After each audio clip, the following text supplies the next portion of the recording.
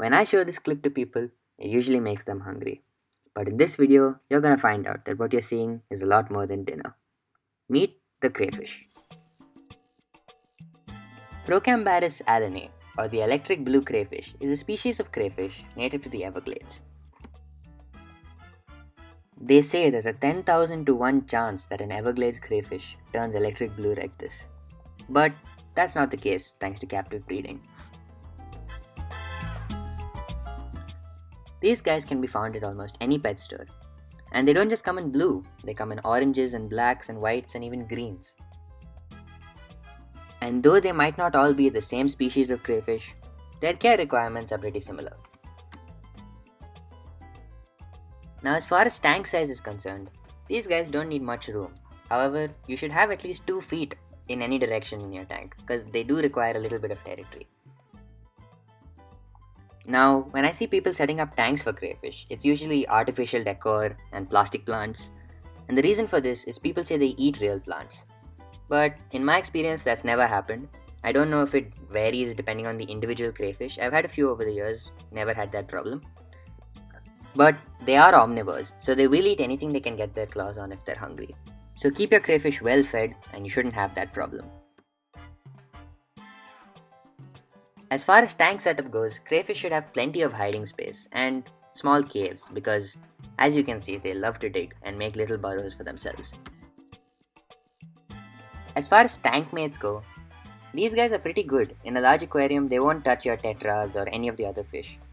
However, if you do have a smaller tank, you should avoid bottom dwellers because these guys will defend their territory and they will attack the bottom dwelling fish. Even though my tank is pretty big though, my pleco still feels the need to taunt the crayfish. He has a grudge against him, it's so weird. It's funny to watch but also kinda scary because I like my pleco and I don't want him to be eaten. You can see here he won't actually hurt the fish, just scare them off his territory.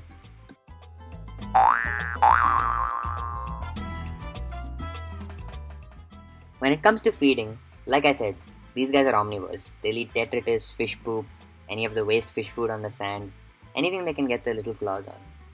But it's good once in a while to try and get them to eat one of those crayfish pellets or bottom dwelling food. Because again, if you don't keep them well fed, they will go after other things in your tank that you don't want them eating. Crayfish do have a downside to them, however, and that is if they're not happy with the way you take care of your tank, they will just leave.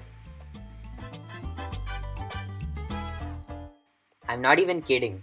If they do not like the quality of water or the temperature, they will just jump out and walk. These guys can survive on land for a while. So you'll just hear a plop sound and then be running around the house searching for your crayfish. I kid you not, when I had my first crayfish, I forgot to plug in the heater one day. The water got cold and the tank was in the hall and he jumped out of the tank and walked 20 feet to the bedroom.